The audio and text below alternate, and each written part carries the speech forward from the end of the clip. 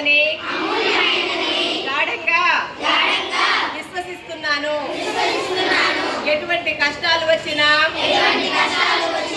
ఆత్మహత్య ఆలోచనలకు లోను కాకుండా ధైర్యంగా సహాయం కోరుతాను.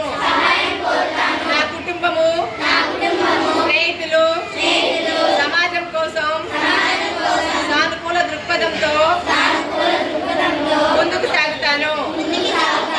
ఒత్తిడిలో ఉన్నవారికి మానసిక బలాన్ని ఇస్తూ అవసరమైన సహాయం అందించడానికి నేను ఎల్లప్పుడూ సిద్ధంగా ఉంటాను.